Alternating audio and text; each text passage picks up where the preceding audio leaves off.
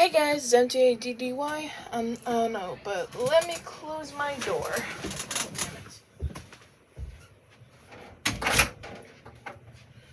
Okay. Oof. Okay, sorry about that. Today we are back with Distractible. Today is broken news. Well, the news is pretty broken, so that is on point. Sorry, I'm just checking. I thought I moved it. But I am currently taking a break from math because I have an exam on Wednesday and I gotta do homework for not only like a review, whatever I need to do, a review I need to do, or like, I don't know, like some like practice test or whatever. I need to do that later, and then I need to do math homework for the stuff I just learned today. So, I gotta do a lot of math today, and math is not my favorite subject, so let me not, keep things. Okay, so I'm gonna distract myself with some Distractible, and I'm gonna try to not think of math for like, an hour and a minute? Sounds good to me. So let's make sure everything is smooth and sweet. It's connected to my speaker, so you should be able to hear it, but just in case, I'm gonna move my speaker over here to my iPad so y'all can hear better. I can hear better. We can all hear better. Are you recording? Great. Are you still recording? Awesome. With that all being said, let's get into this. Broken news. Good evening, gentle listener, and welcome to Distractible, a Wood Elf production. This week, Mark judges and proclaims his elation at being sponsored by Intel. Ooh.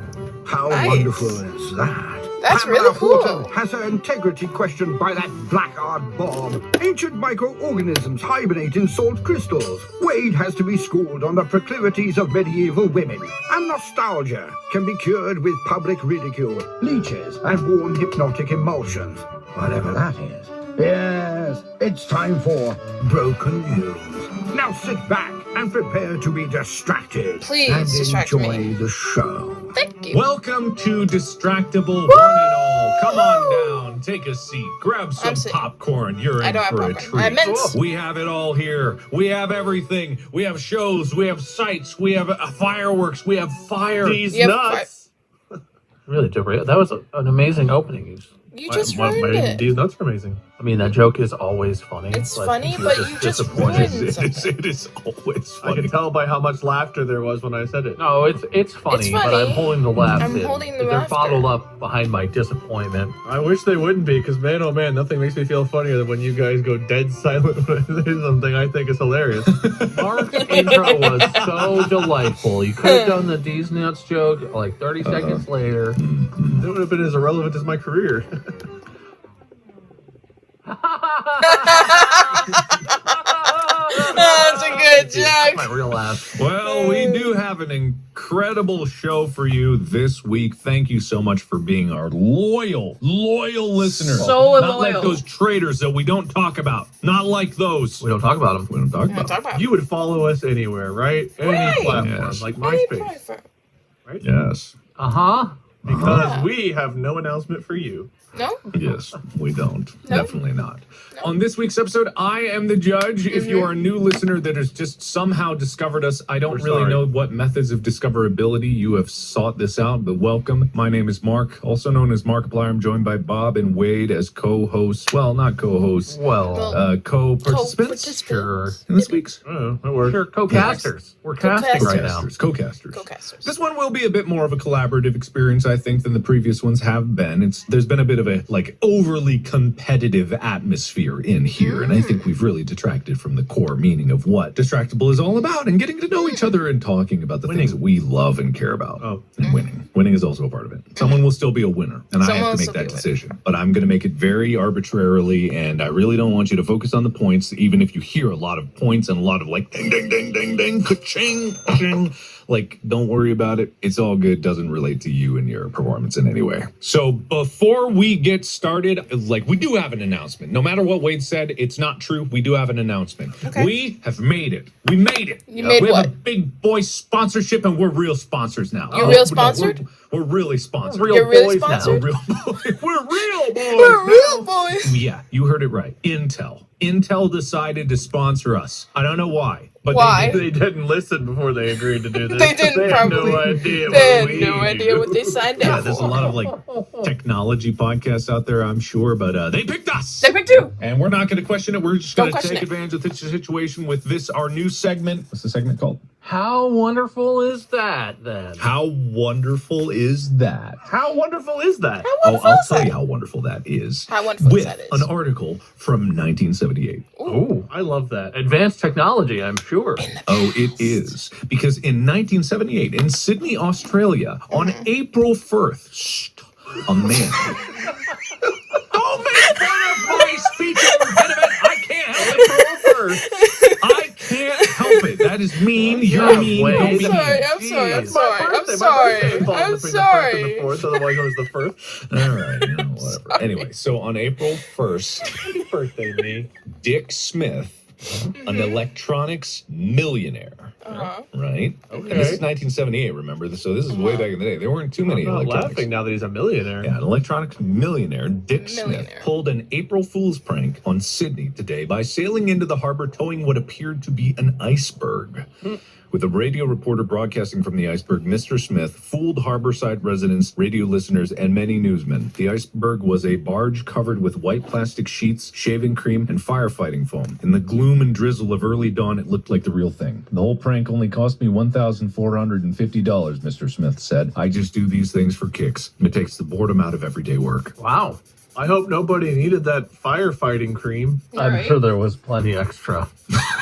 I didn't know firefighters used cream. I thought they used water. The foam. It's firefighting foam. I didn't know they used foam. I thought they used water. You know what comes out of some fire extinguishers? Although I will say modernly it's more powder than foam. But still, foam is a type of fire extinguisher. Yeah. I forgot fire extinguishers exist. I was only thinking of fire hydrants. Interesting. What is wrong with you? It's a system of the elaborate pipes run through every neighborhood to all the fire hydrants to distribute the foam.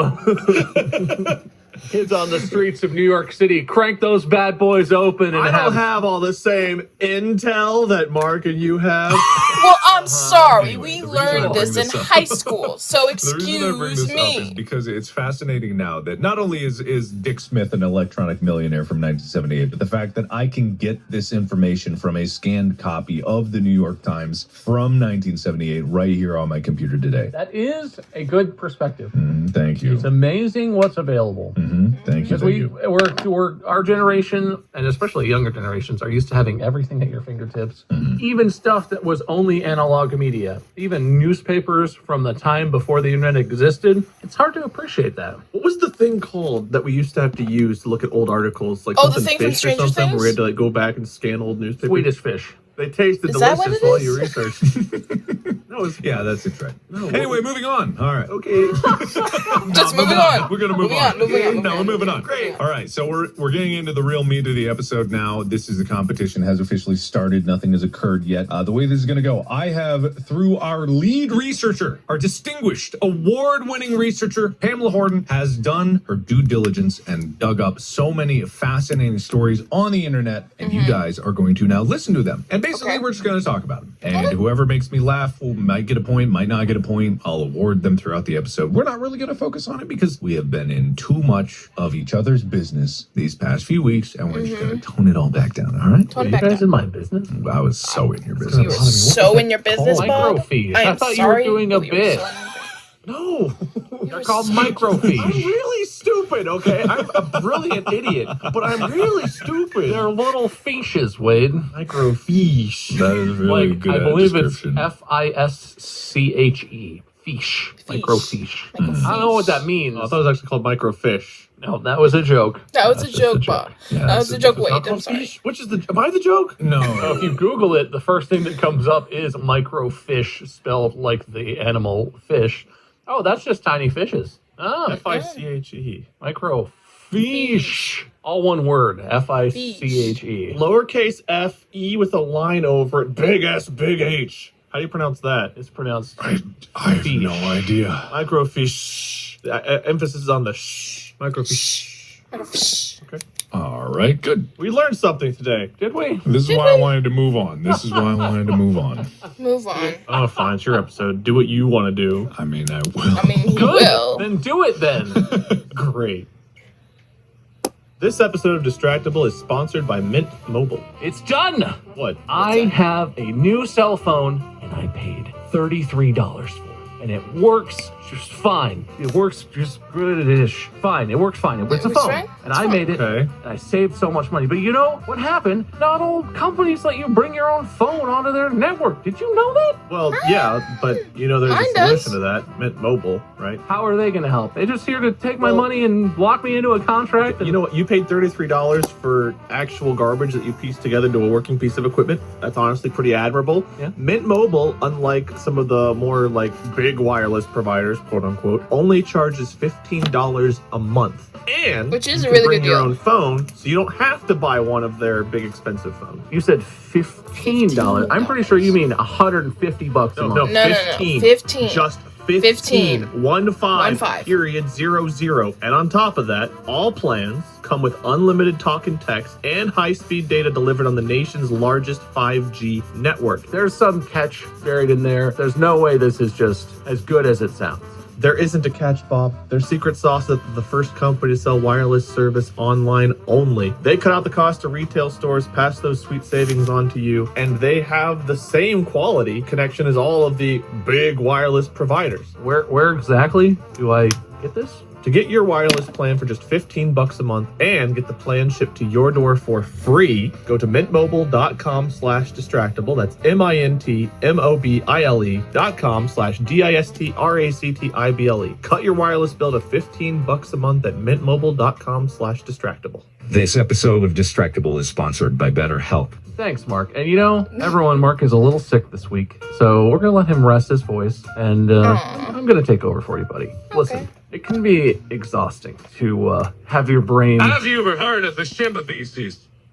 That's not where this copy was going. Yeah, Mark, we don't need to talk about the ship of Theseus. Though, I mean, the brain is made up of many different parts, and our brains need, to decompress. Our minds, they need to let things out sometimes. And what better way than to talk to somebody who is a professional at helping you sort through the things on your brain? Maybe that's where Mark was going with it. Maybe you ever heard about the Shimba thesis? You obviously aren't feeling 100% yourself physically, right? So take some time, rest up. Bob and I got this. We're going to tell people how to help feel more like themselves mentally, because stress, a lack of confidence, life things getting in the way, too many things hitting you at once, all of that can really derail you from being yourself. And having somebody to talk to can make a world of difference. Have you ever heard about the Shimba thesis? Oh boy. I'm getting a little concerned, I gotta be honest. Yeah. If you are thinking about giving therapy a try, BetterHelp is a great option. It's super convenient. You can access it on your mobile device or basically any computer of any sort that has the internet. Don't have to be there in person at all. Yeah. Completely remote. When and if you want to become a better problem solver, therapy can help get you there.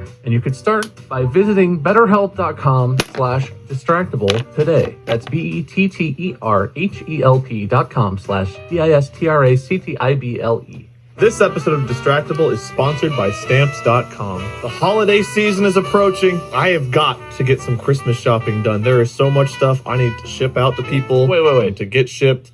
It's September. Yeah. September. Talking about Christmas right now? Yeah, I don't want to wait till last minute. That holiday that's a quarter of a whole year away from us? Yeah, I know. It's getting close. You don't have to rub it in. There's a lot of other stuff you're going to need between then and now. Bob, I ordered 10 of those 12-foot tall skeletons back in April. Halloween has been done for months. I am prepared for Halloween thanks to Stamps.com. I had some stuff shipped to me that I wanted to send out to other people so that they could have skeletons. Simple. They picked it up from my house. They shipped it out. Bam, boom, done. Printed off the stamps at home. Halloween, donezo. Look, I appreciate that you're beating the rush on this. Yeah, okay? right. I get it, that it's a pain in the butt. I always put off the shopping and then the last minute stuff, and shipping is stressful because, you know, if you don't... Shipping is not stressful anymore because with Stamps.com, you can print your postage at home. And with rates changing all over the place, you can use Stamps.com's Switch and Save feature to compare carriers and rates, so you're getting the best deal every time. That skeleton was very confusing to receive in the springtime. If you want to get ahead of the holiday chaos this year like me, get started with Stamps.com today. Sign up with promo code Distractible for a special offer that includes a 4-week trial plus free postage and a free digital scale, no long-term commitments or contracts. Just go to Stamps.com, click the microphone at the top of the page, and enter code Distractible. All right, so the first article is 90 Day Fiancé star sells farts in a jar, ends up in hospital. I love this story. You know the story? I know the story. You know the story? I love this story. Have we talked about this? Are we talking about this? Did we talk about this? We did not talk about this story. Sounds familiar, but okay. Yeah, if you guys would like to get more of this and you like this episode, go check out our live streams on the Distractible YouTube channel. There goes our plug. Did it? Nail it. Nice. Nailed it. Great. All right. Sure we didn't talk about this? We're getting older. We might have. We didn't are talk getting about this. older. Is that the theme of today's episode? It's not the thing. We didn't talk about this. Okay. I know because I deleted every time. Are you questioning Pamela Horton, our lead distinguished Are you award-winning questioning researcher, Pam right now? integrity? Are really you questioning questioning her? yours, if anyone's. Somebody. Why mine? You're the one. We did not do this. All right. Well, I'm sure everyone will tell us on the subreddit. Maybe this is I the don't list think that so. Pam had. I mean, I have things we short-term did do. memory loss, but I don't think we All right. did. I know this story, and it's very funny. Yeah. Let's talk about the fart in the jar. All right, this is from All That's Interesting, written by Adam Farley. Stephanie Motto sold her jarred flatulence for $1,000 a jar. Oh my God. $1,000 a jar, and made over $200,000 in her 2-month venture while subsisting. A lot of farts. Yes, while subsisting on a diet of yogurt, eggs, and beans. And ended up in the hospital when she thought she was having a heart attack. I'm having deja vu. What? Why should you have When deja did this vu? happen to you? We talked about this. Oh, you're not letting We that go. didn't Listen, talk we're about letting this. Mark dies on this sword, okay? We didn't talk about this ever before. Okay, yeah. We have never talked about this. 200,000, so that's 1,000. So what? That 200 farts in 2 months? That seems reasonable. How much are my farts worth? I don't know. You got to put them on the open market. I have a lot of farts, so even if it's less per jar, I get a lot of volume. That's 3 to 4 bottled farts a day, assuming she takes no days off from farting. How do you collect that? Jar. Feel the do fart. you You collect come in, that? you grab the jar. No, but like you But, don't like- want to waste it, right? I'm imagining like a gas mask with like the contour of the butt cheeks cut out so that it goes. It's an airtight seal. Yeah. And then the hose from Sure. the gas mask Sure. is capped, and Why then not? like you know, farts are hard to capture. They go everywhere, man. Yeah. I think I farted on the other side of the room. Heat rises, right? So you need to hold the jar upside down and have the tube go to it like this, and then you unseal and seal it, and the fart won't come out because it's rising because it's from inside of you. And are these only trustworthy farts? Like, what if she like had a little come out? Does she throw those jars away? Oh, that costs more, dude. Oh, okay. Kidding me? You're getting extra. You did this. This is a terrible conversation. Very bad. We definitely didn't talk about this article because we would have gone down this horrible path already, and we would remember that. Unless we purged it from our memories. We're worse now than we used to be. I don't know. I remember talking about a little coming out before, but maybe that was a different topic. It's a common theme. Yeah. So, for 2 months straight, she spent her days farting into glass jars with flower petals adorning the inside and shipping them to fans. Remarkably, Motto was able to make $50,000 per week in December. That doesn't math out. That's more than the amount she made in Yeah. total article. Maybe she That made makes negative sense. amounts the other month. Oh, in December. It was Christmas. Oh, sure. There was a Okay, big okay. rush. course. Through fart sales course. alone, and eventually sold more than $200,000 worth of farts worldwide through the adult website I can't even pronounce it. What? Whatever. What? Doesn't matter. I don't know. Farty. It's just called ULFILT I don't know, D. Oh. L farted. Anyway, but in January 2021, disaster struck. M.A.D.D.Y was hospitalized for what she thought was a heart attack, but turned out to be a dangerous buildup of gas inside her body from her flatulence-inducing diet. And now she says her fart-selling days are behind her. Oh, okay. Well, that's The good. pun. Her farts are behind her. I don't know if that qualifies as a pun, but Whatever. We'll not laugh. clearly not one, I guess. It's a true statement. If they're in front of her, there's a problem. Yeah, apparently at one point she sold 97 jars over 2 days. Oh my God. So there must have been an initial serve, because if this was $1,000 a jar, I don't even think bathwater was that expensive. She's a true content creator, though. We don't really make content the way she makes it. She really makes it. I mean, yeah, You know? yeah. I don't know how much content you're gonna get out of a fart jar. You could have like an OnlyFans Really? fart bottling stream. I just like to imagine that she was doing this and was faking it, had found like a mixture of methane and other scents and was making like fake fart smell and sold all these. And some guy was like, it's not a real fart. That's not how farts are. Resident fart connoisseur Ricky Fartson reached out to us and said, in fact, these are fake farts. And that like got back. He like messaged her and was like, I know what you're doing. You're misleading everyone. This is not going to go away quietly, okay? And she was like, I have to do something dramatic to take the heat off. Send me 3 bottles of real fart or else I'm going to leak this. No, I'm just saying this is how she ended up in the hospital. She paid off some doctors and was like, "Oh, a heart attack." Oh, they're all in on it. Yeah. Oh, I and see. did the whole thing is a scam, but the hospital visit was to buy sympathy and take the heat off. Everyone Everyone was would go like, to the hospital like with something serious going on and like make videos of content while in the hospital. That seems like a terrible thing to do. All right, and it's interesting you say that. All right. Someone else is getting points in this particular round. I'm just like, I forgot I haven't been writing points down. I was saying something about it. Fuck you, that's funny.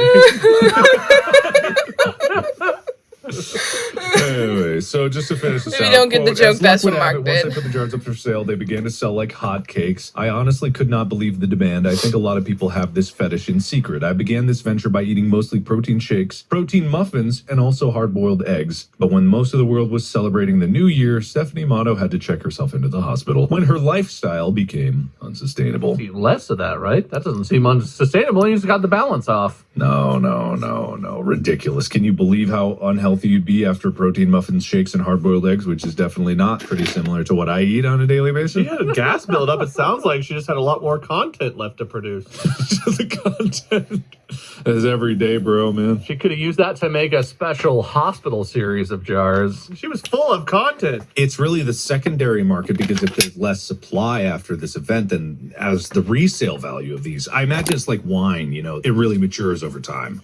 How do you sip a fart jar without just loosing the entire fart out of there? How do you savor a fart jar? I don't know. You get like you know one of those oxygen like things you put up your nose and you get like a tank and you just like gotta squeeze it. And then you breathe it back in. Ah. Yeah, it dilutes it a little, but you hold it in your lungs and then you exhale it back into the jar and seal it back up.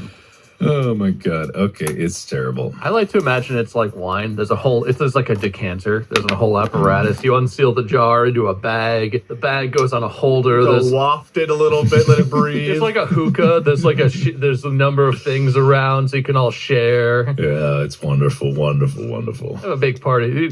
Like I've got a 2020. Oh, I forget her name, but Jennifer, what's her name? Fart. And the guy's like, oh, I brought my 2018 Jennifer. We should compare them side by side. That would be fascinating. I've got the 1948 Marilyn Monroe. Wow, so rare. I hear there's a big So counterfeit rare. market for those these days. You really got to watch out. But I paid millions. All right. Anyway, so that wraps up that story because I don't want to talk about it anymore. Okay. There's actually more to the article, but I'm kind of over it. Oh, come on. No. When are we gonna sell farts or burps or something? You could do it at any time. No, we. You are in control of your destiny. We got to sell a set where there's 3 jars Yeah. that are one each of us separately and then one mix. One mix. One mix blend. of We have fart 3 jar. peens in a pod. What if we have 3 farts in a jar? We have a mixture. Okay. Yeah, that's... 3 men, 1 jar. It could be a viral video. Oh my. Yeah, No. it could work. It could work. It would work. But we'll discuss that in the next Distractible meeting that we have, our daily meeting. Okay, Daily. sure. Daily. All right. So the next article, there were some points of word for that, just so you guys know. Okay, cool. Yeah. Hopefully a lot for me for insulting you thoroughly.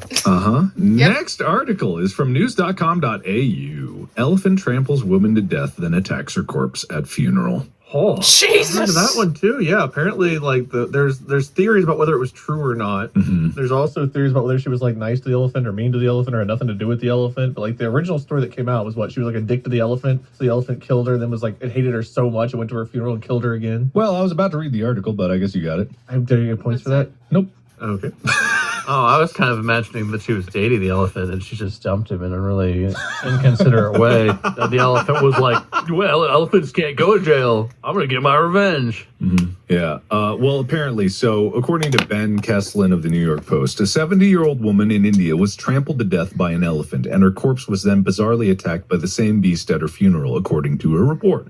Police said Maya Murmu had been fetching water from a well in the eastern Indian state of Odisha on Thursday when an elephant came barreling toward her. According to the print, India, the tusked pachyderm had apparently escaped from the Dalma Wildlife Sanctuary, which is located in a neighboring state. The elephant trampled the woman, who ultimately died of her injuries at a nearby hospital, police told the outlet Saturday. Murmu's family was then performing her last rites before lighting a funeral pyre when the elephant allegedly returned and grabbed her body. It was in the audience and took off a mustache. It was like, it's me!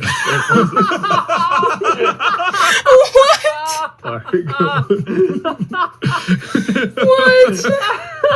I was waiting for you to ask who objects, but I guess that's weddings, not funerals. Ha! Are there any objections to her being buried? Just this big, ginormous wedding. There are! I paid him to ask if there were objections, even though it doesn't make any sense. I just wanted it to be dramatic. Yes. So the animal grabbed her body and threw the corpse up into the air and then ran away, the local outlet reported. Laughing as he ran away. Why? This was mighty illegal. I must flee. God. Apparently, the family was able to continue the ceremony, and the elephant did not return. It's good. I guess. Maybe they knew. Maybe that happened, and all of her family was like, well, that's fair. That's fair. Just put her back in the casket or whatever. Put her back and let's get. She knows what she did. This will be a story you read to your kids one day. Instead of Horton hears a hoot, it'll be Corton kills a Karen. It was like, Yeah. oh yes. Well, one day the elephant came back, ripped off its mustache, and stomped Karen to death again. It's a good story It's a for good why to story. be It's a good why to be story. kind to wildlife. Yeah, exactly. The cautionary tale. Yeah, who knows if this is true, but it's not like you set up a funeral instantaneously. It takes some time. And it's not like elephants are very stealthy, unless they have mustaches, and then who knows what's going on. They knows announce what in the happens. newspaper sometimes. It'll be like, the death sections. Maybe the elephant was reading the obituaries. The elephant's reading that bitch! That bitch! They're burying her! I stomped her to a They're gonna have a funeral! She doesn't deserve to be on the 16th page of this paper.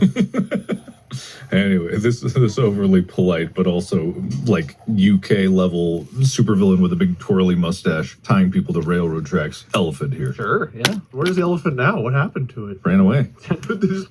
How hard is it to find an elephant? Are there just a lot of elephants? Is it blending in, or is it? It ran away, man. I don't know what to tell you. I can't believe local authorities didn't start a statewide elehunt.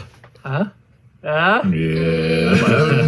All right, that's the point. That's the point. That's the point. All right, okay.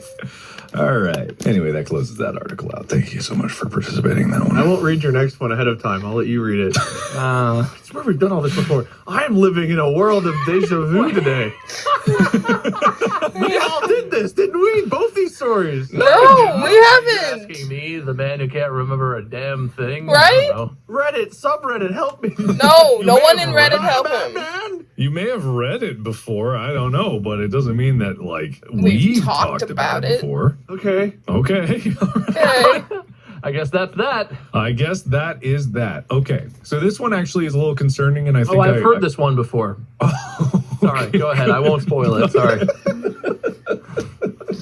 So this one is like a little concerning, and I kind of want to like have a discussion about it. So this is published on NPR, right? Mm-hmm. So NPR's website by Sarah Handel and Michael Levitt. This 830 million year old crystal might contain life, and we're about to open it. Ooh. From lemons to ham, salt is a handy food preservative. But researchers studying some really old salt crystals found them preserving something else, evidence of life. Quote, these are little cubes of the original liquid from which that salt grew. And the surprise for us is that we also saw shapes that are consistent with what we know and expect as microorganisms, said Kathy Benison, a geologist at West Virginia University. Quote, and they could be still surviving within that 830 million year old preserved microhabitat. The salt crystals, aka halite, that Benison and her team studied were originally found in Central Australia. Benison was part of the team that published these findings in the journal Geology. There's a video that shows like the salt crystals in question. Although the idea that these microorganisms could still be alive is mind-boggling, Benison said science backed it up. Quote, we know by studying life in modern extreme environments that there are organisms that are able to undergo like a survival mode, almost like a hibernation. They're still alive, but they slow down all of their biological activities. Benison suspects said if there are in fact microorganisms in the crystal, they could be alive in a dormant state. The halite would need to be opened in order to confirm that this is in fact organic matter and that it is still alive. While cracking it might seem like a bold choice, we're currently battling a global pandemic caused by microscopic viruses after all. Benison plans to do just that. But she said that there was no need to worry. Is there a need to worry? They spent so long wondering if they could. They didn't stop to think about whether or not they should. Don't they know life finds a way? Thanks, Jeff. Saltpox coming to an us near us. What? Saltpox. What? Saltpox? Yeah. Saltpox? What are saltpox? Bring it. Salt 19. That is the premise of like a pandemic horror movie. Absolutely. Mm-hmm. Yeah, 100%. But the question is, like, if there is life, like, what would it be like? It's obviously like there were single cell organisms back then, but this is 830 million years stuck. His blood pressure will be really high from all that salt. That's true. I laughed, buddy. Don't laugh. What period was it 130 million years ago? 830 million. 800. What was that? One of the Jurassic, Miassic periods? I don't know. You could Google it. I have no idea. I'll look, Wade. 30 million. Okay, thanks, Bob. The Proterozoic. Oh, you got that. Proterozoic. Most of the continental mass at that time was united as the supercontinent Rodinia, who then fought Godzilla later on, I think. Okay. What article are you reading? I found a Wikipedia that confirms what he's saying, so. Earth.com. All right. Okay. Well, it's interesting. The article continues. It really does sound like a bad B movie, but there is a lot of detailed work that's been going on for years to try to figure out how to do that in the safest way possible. Bonnie Baxter, a biologist in Salt Lake City, was not involved in the study, but still offered some comforting words. An environmental organism that has never seen a human is not going to have the mechanism to get inside of us and cause disease. So I personally, from a science perspective, have no fear of that. When have we heard that before? Am I right? Yeah. Yeah. Also, what is a Maya? Is a Maya millions of years ago? MYA? A what? Yeah. This is 1,000 to 830 MYA, Maya, with the capital M. Million years ago. That's what I figured. Like, this doesn't explain it. Okay. I just want to make sure this is correct. Oh, okay. 830 Maya. There you go. Proterozoic. I answered my question. Thank you, me. Good work, me. Continue. I really like that biologist's name. I just imagine her walking into the lab like, biologist Bonnie Baxter. Bet you about $1 I can break that bad boy open. Like, wow. The Looney Tunes character. Why are you a fast-talking snake oil salesman? She pulls out a giant mallet and just hits the crystal. Yeah. Well, you guys have spent so long looking at it. You just need this hammer. Oh, what you look at that? The beauty's busted wide open. Barely broke a sweat. Bonnie Baxter, you're the best. That's me, biologist Bonnie Baxter. I'd better be getting along now. I'll be back, though. I love Bonnie Baxter. Bonnie Baxter's the best. Bonnie Baxter will return. I don't know if I can do that. That's a copyrighted theme, probably. I think it was bad enough they couldn't tell.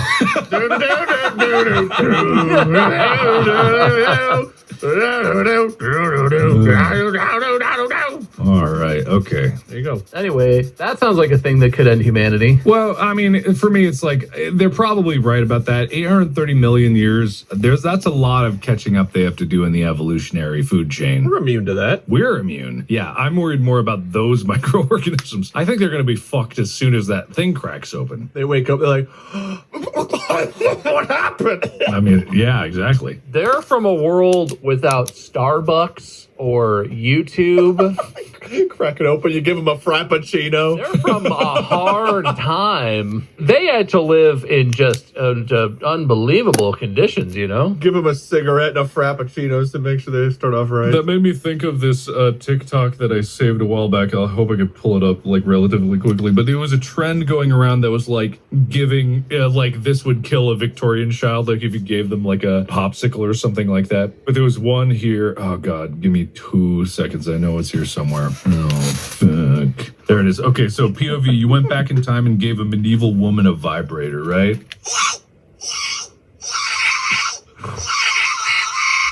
So it's like, as if you give this thing a frappuccino, it's just like, it's like fucking amazing. Are we incredible. implying that a vibrator would kill a medieval woman? They didn't get to have orgasms, Wade. Oh, I thought that was a myth. God. I mean, no, I cause them all the time.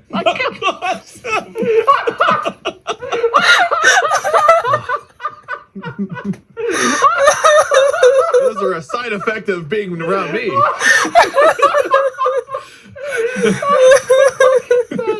It's like that discussion we had about Mark at the camp, and the kid was like 8 inches around. Like some middle schooler's like, you don't even know what an orgasm is. I may think that's a myth. Like, no, I cause them. I cause them all the time.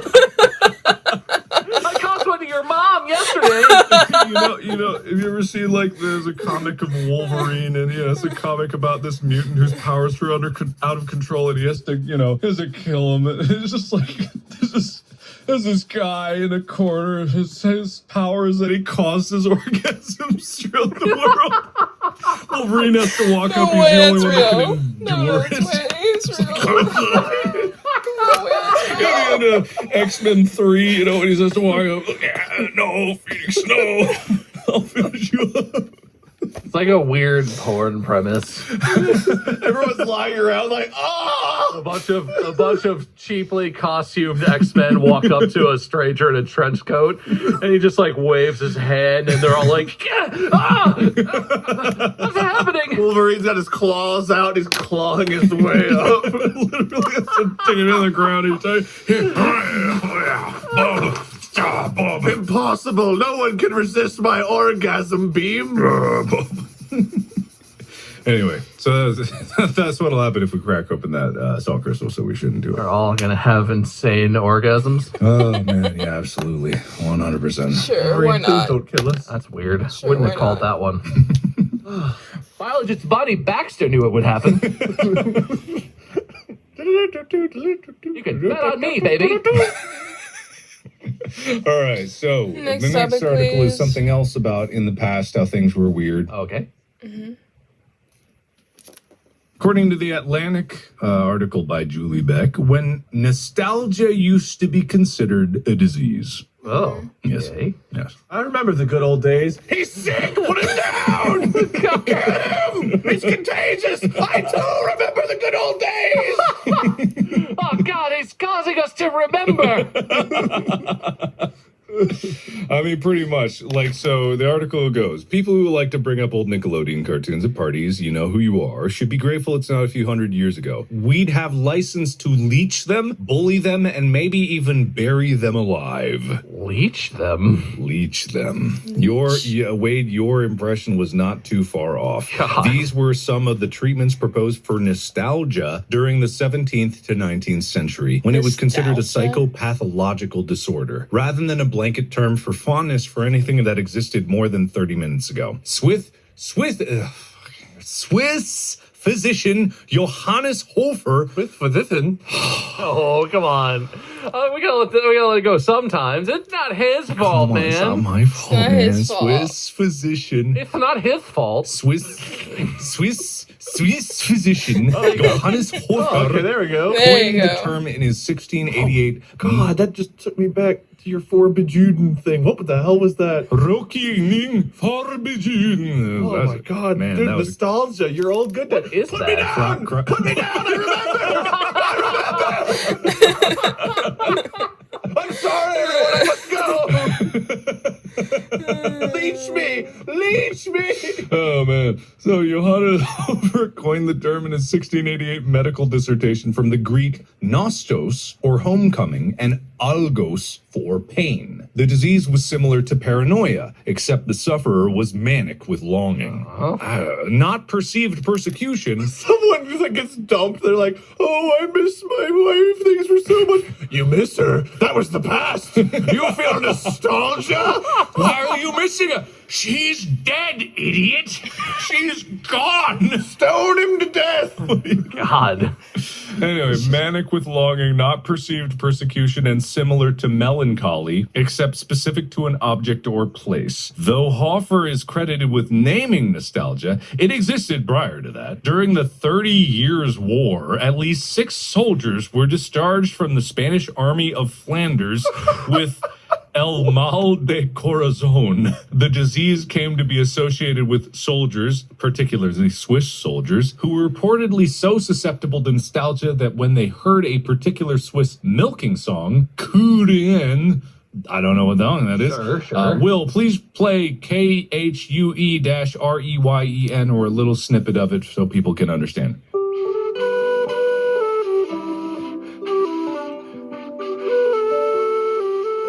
Barely hear that song. Remember when we weren't at war and we were at home? Good times, good times. Get them out of my platoon! You hear them reminiscing on the good old days before we were fighting in this war? Get them out of here! Have an American drill sergeant in the Swiss army, the Spanish army of Flanders. Get them out of here!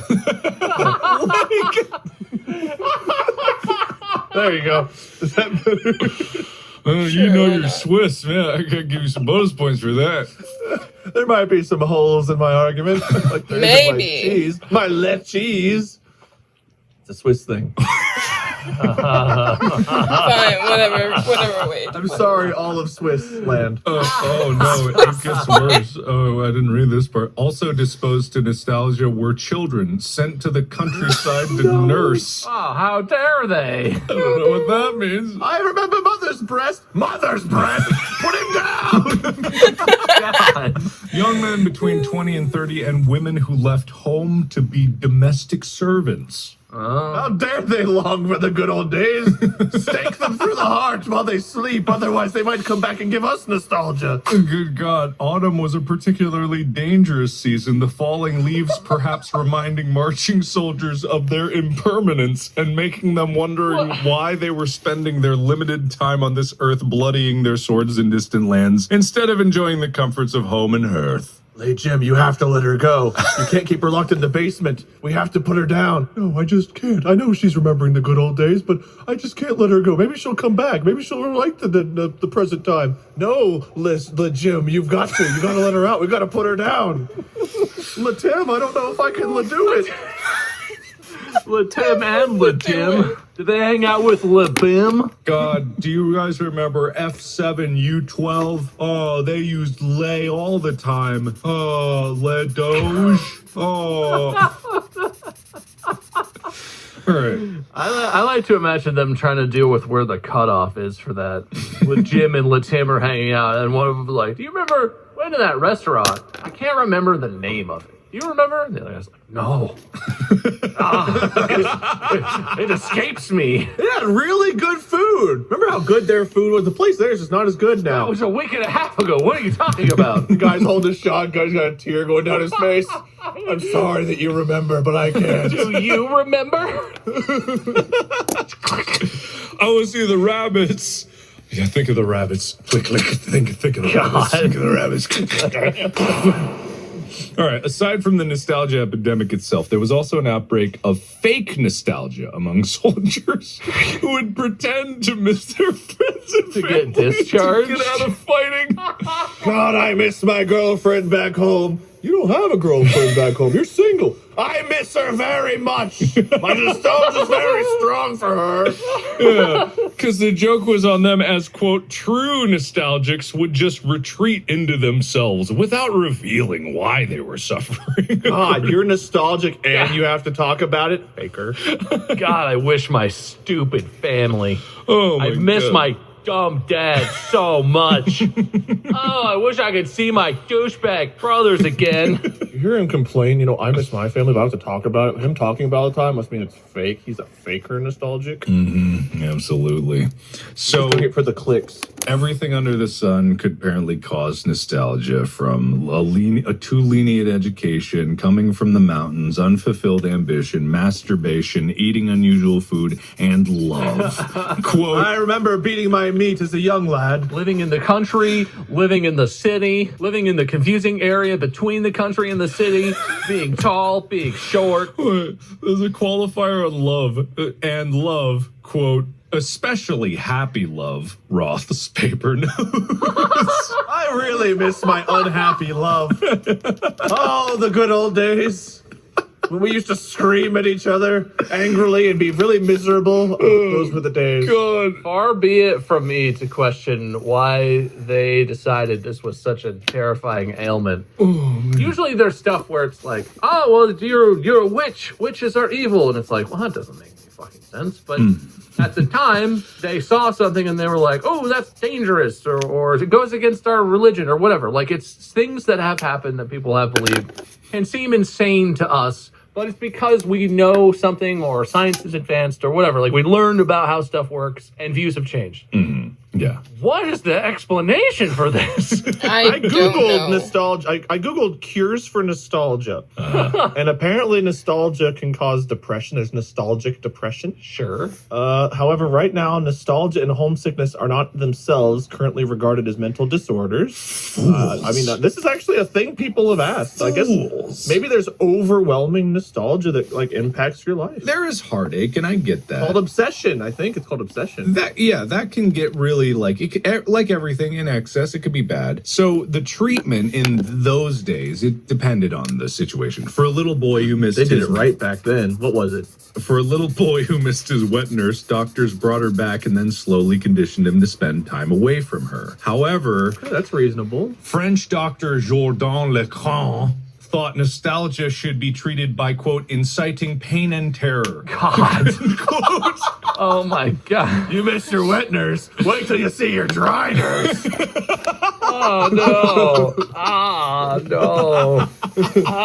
Bring in Big Jim. Oh, Big Jim.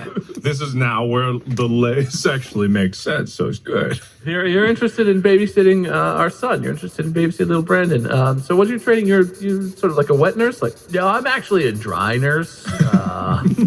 I use natural homeopathic remedies. I don't believe in liquid or dampness. It's really not what babies need. We also watch Friday the 13th reruns together at midnight before I put them to bed. Nightmare's good, then the therapy's working. Yes. I don't know why, but that reminded me of Futurama on the Freedom Day episode where Nixon's giving a speech or whatever, and he's like, we're all free. You're free to not pay your taxes. All you have to do is spend a weekend with the pain monster. This big monster on the edge of the frame. It's just like, see you April 15th, everybody. Oh, man. Yeah, we just call him Le Big Jim. Yeah, Lecointe, C-O-I-N-T-E, cited the example of, we'll put in the Google text-to-speech, whatever the pronunciation that is. Lecointe. Lecointe. Lecointe. Lecointe.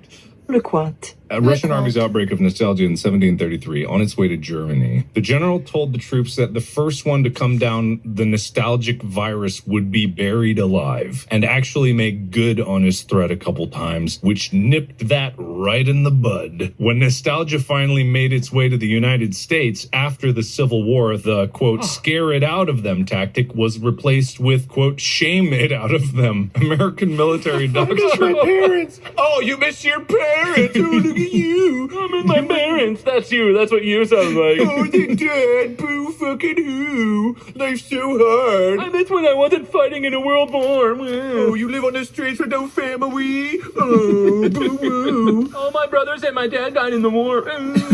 They were still alive. Oh, Civil War is a brother against brother. Oh, it's such a tragedy. It's embarrassing. Do you hear yourself? Shameful. Shame. American military doctor Teddy Calhoun thought nostalgia was something to be ashamed of, that those who suffered from it were unmanly, idle, and weak-willed. He proposed curing it with a healthy dose of public ridicule and bullying. Maybe this is why most people don't feel nostalgic about middle school. Other dubious cures tried over the years include leeches, purging the stomach, and, quote, warm hypnotic emulsions. Oh, whoa. I don't want to know what that is. I don't want to know what that is. One of these things is not Like the other. One of these things just doesn't belong. You're just sitting in the doctor like, man, it still really hurts, doc. Like, you think I tore something? Or, no, it's an easy fix, really. I'm going to prescribe you 3 weeks of warm hypnotic emulsions. What is an emulsion? Like, what is that? It doesn't explain. I know what an emulsion is. An emulsion in cooking language is like a vinaigrette is an emulsion. It is things emulsified into oil, meaning suspended in the oil. So like mayonnaise is an emulsion of oil into like an egg yolk or things like that. Well, I can't imagine what a warm hypnotic. It's a drink, maybe? It's like a tonic. Maybe with like LSD mixed in. I have no idea. They drip warm water on you. Right in your forehead over and over again. I like either way. Doctors did sometimes go with the obvious solution of just letting the patients go home, which more often than not cleared their symptoms right up. But even that wasn't guaranteed to work if the home they longed for had changed significantly or just no longer existed. Well, that'll happen. That'll happen, I guess. Man, I can't believe there's life and that we remember the past. Yeah. Oh, man. Crazy. I just struggle. I'm really still searching for like, why is that bad? What is the harm they're afraid of? Having soldiers who are not stone hard machines of murder, like this seems to be very military centered, right? Yeah. So it's like they're afraid they're not going to follow orders or something because they're too nostalgic. Yeah, pretty much. I think that's really all it was. It's just like you have these soldiers who clearly don't want to be there, know they might die, and just are like, I miss my mom. And then I miss my mom. the only way to come on, man. I heard they shelled my hometown. The Big Tim, get in here. The Big Jim, get in here too. Oh, Big Jim, no. Big Jim, no. Shame him. Leech him. Emulsion him. Emulsify him. Emotional damage. Drizzle him into the mixer while it emulsifies. Yeah. That's really weird. So anyway, it's basically that's the end of the article. There's really today, it's not as drastic a treatment for nostalgia, but Are there modern treatments for nostalgia? Isn't it like visit home or something? I mean, I'm sure people who serve in the armed forces or otherwise are like out of their country or doing something where they're committed for some reason to do something somewhere else. Feel it, but like we have cell phones and stuff. I don't know. What are the other treatments? You know what kind of is a weird relation to this is liminal spaces. Because I think one of the definitions of liminal spaces is that the place in the picture or whatever looks familiar. It feels like something from your childhood or like that you've been before, but it's terrifying. I think this might be the evolution of Le Conte's pain and terror. LeCointe's pain and terror theory of solution. By turning our nostalgic memories into nightmare fuel, we can get over our weak soy boy manlet status and actually become like iron machines of death that we were designed to be, right? Dude, liminal spaces are creepy. Liminal spaces are creepy. You know what's an interesting deep dive? It's not that deep, honestly. There's a lot of it. There are a lot of abandoned mall and otherwise abandoned location videos on like YouTube and stuff. Mm-hmm. It's very interesting. A lot of it's like, oh, it's a wet room where the roof collapsed. They'll find little vignettes of like people left their lunch or weird stuff. Mm-hmm. It's spooky. There's something subtly, like atmospherically spooky about that sort of thing. Yeah, it is. Just like it just has that feeling of like something is not right. It's like if you were at a mall at night, it would not feel right. Right. Just the emptiness of the space. Or like if you've ever gone back to like your high school during like the nighttime when it's dark and all the lights are off and it's basically empty,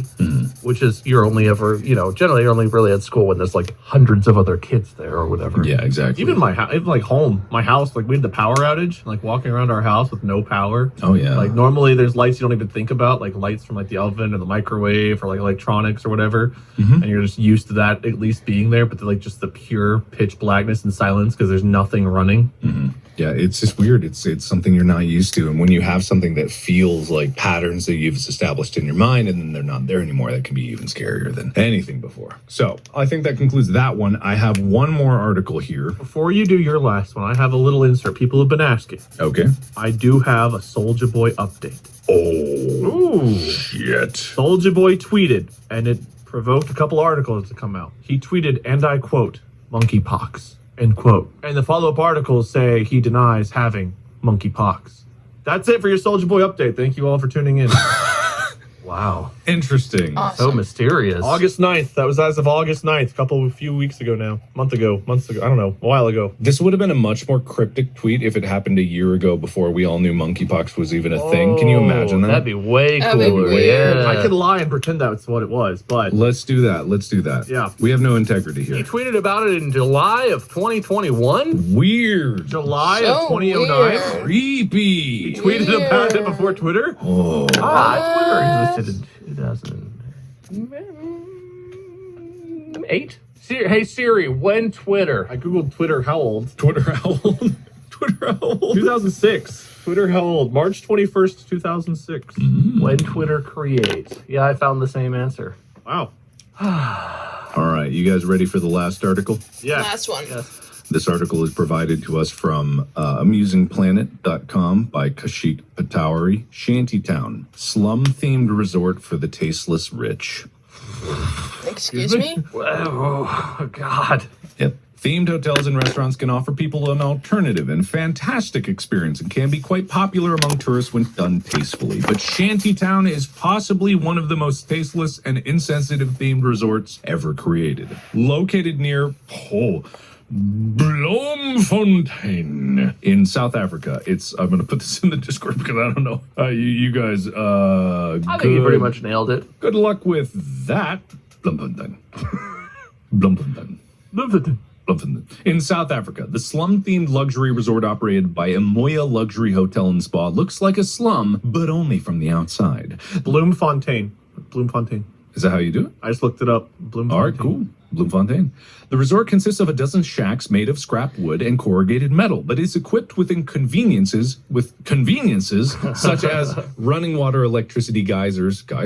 Bro, I don't even have geysers. They have geysers at this hotel? Geysers? Really, they got geysers or geezers. I don't know. Yeah, it could be either. Only if you're English. Yeah.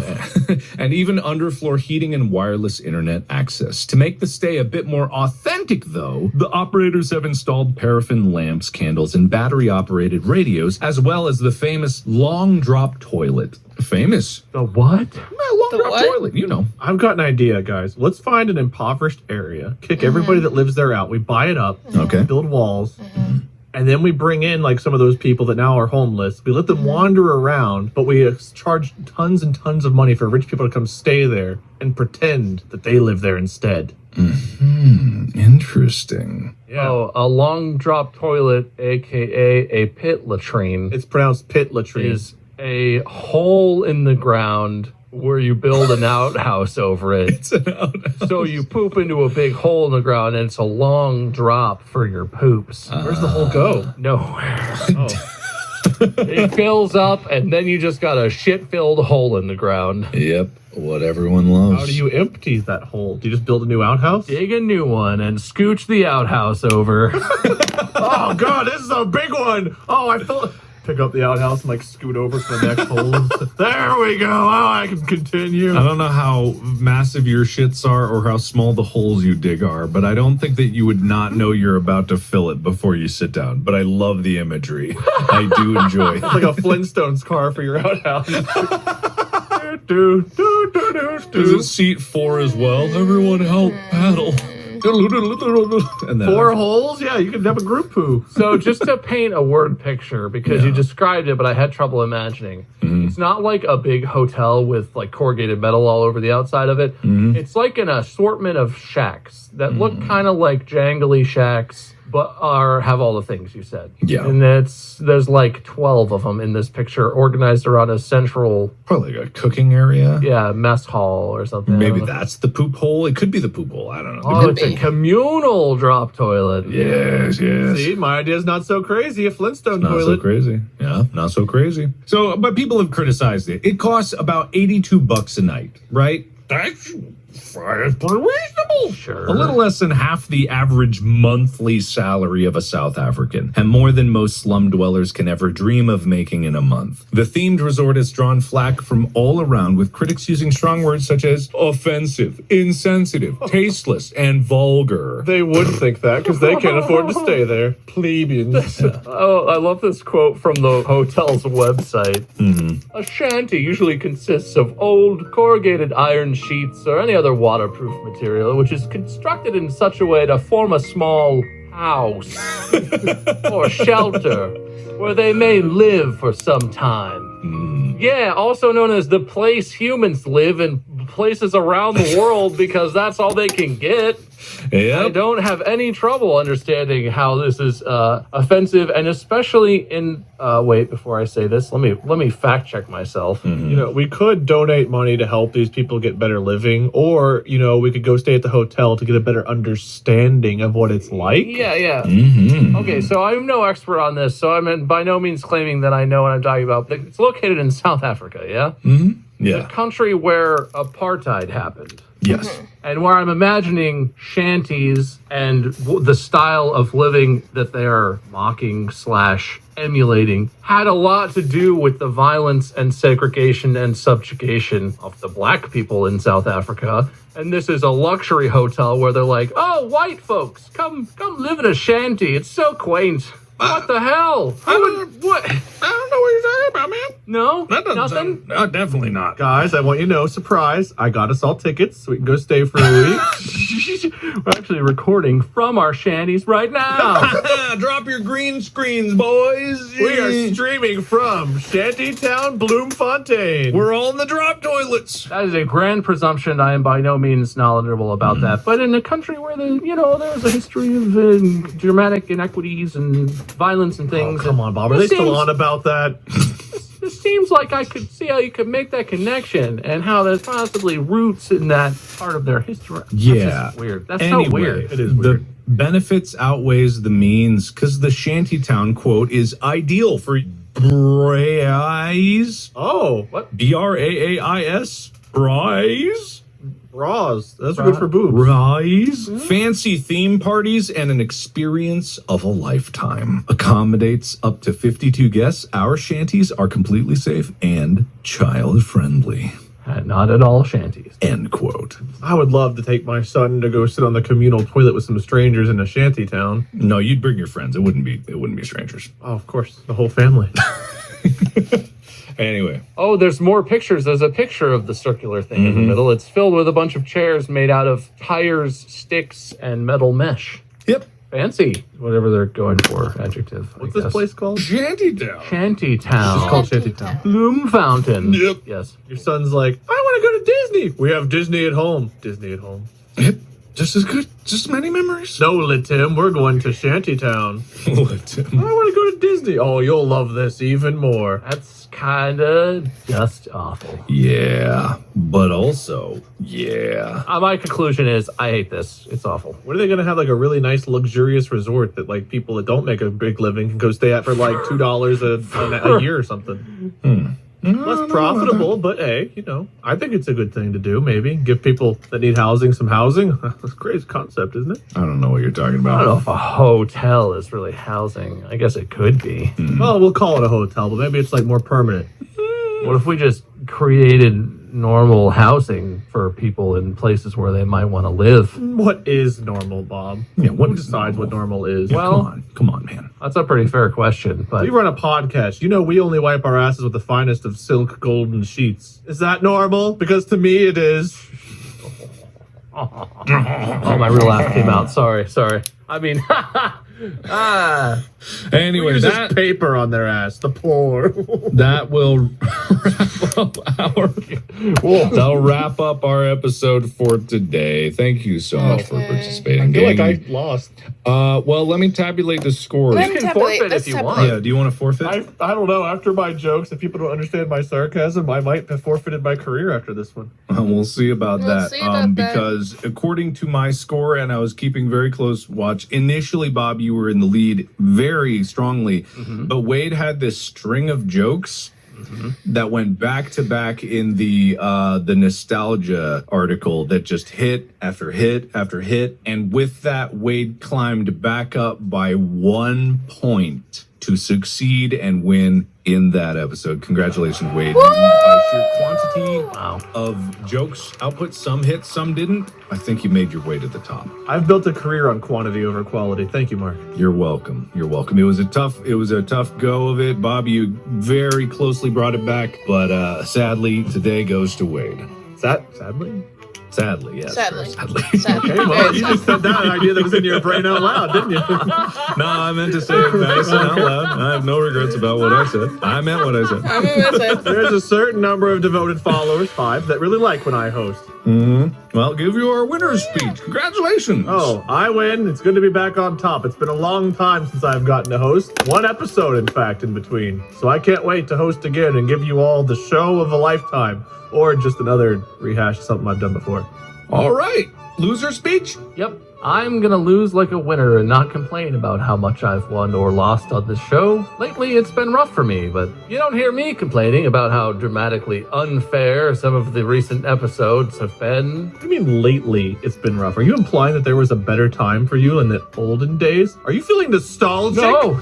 For your olden wins? I love right now. I'm looking forward to the future, honestly. Put him in the drop toilet. That's the only thing that'll cure him. The Big Jim, get in here! Anything I miss tomorrow. All right. Well, thank you, everybody, so much for being here. Thank you for listening. Have a wonderful rest of your day. We have big news that we won't tell you. Go find Wade at Lord Minion 777 or Minion 777. Bob is back on Twitch at MySkirm. You can find him there. He'll be streaming regularly or semi-regularly or whenever the hell he feels like it. He's a free man. I'm free boy. Yeah, and I can be found at Markiplier, you know where, and also other places. And thank you. Have a good day. Thank you. Podcast out. Thank you. Wade wins! See you all again in a week for more Distractible. Thank you. Brought to you by Intel. Oh. Bum, bum, bum, bum. That was really good. I'm so happy they got sponsored by Intel. I guess. So, with that being said, let's talk about some stuff. I wrote 2 things down. I didn't write a lot of things down. Alright, so the whole farting in the jar made me think of this Cyanide and Happiness short called Fart in a Jar Martin, where this kid literally carries a fart in a jar and like says, I haven't done it since the 3rd grade or whatever grade he claims to have not farted in a jar in, and then like, oh, well, if you don't carry that thing around, we wouldn't even be calling you Farnajar, Martin. And it's like, it's a whole thing. I really implore you to watch it, because it's funny as hell. Because at the end, it's like, I lied. He farted throughout his whole life of farts in the jar. It's like, it's so funny. And then it goes like, cyanide and happiness, their jokes keep running and running and running, and it's like, so funny. But anyway, that's one thing I want to talk about. The next thing is about Disney. So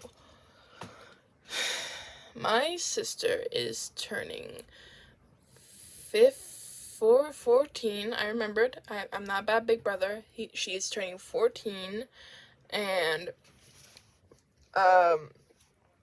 my mom bought tickets, or like, I don't know if she like bought tickets. It's like for Disneyland, you gotta like, I think you gotta reserve like a time and like days you want to visit Disneyland. So she did the whole like weekend for Carmen's birthday, because her birthday is on the 7th and 8th. Yes, she has 2 birthdays.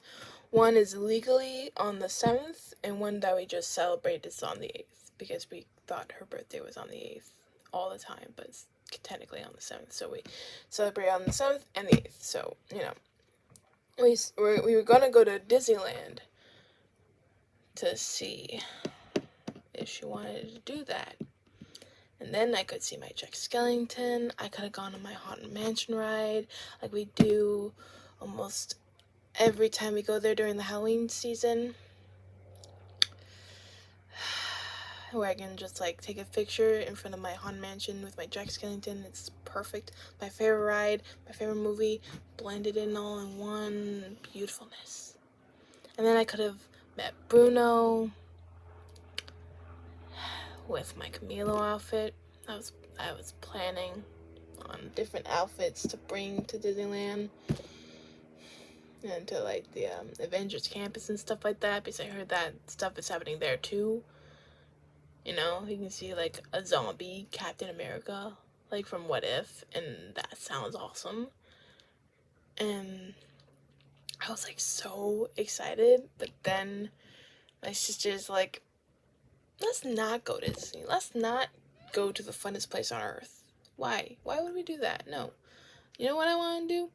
I want to go to Santa Cruz Beach Boardwalk until the sunset and literally do nothing but sit on the beach and not even go on the rides, not even like go to mini golf. No, I want to sit on the beach on the sunset, watch the sunset, come back, have a sleepover, and then the next morning or whatever, we do something in 4th Street or something in Walnut Creek, and then we go to Haunted Japan for dinner.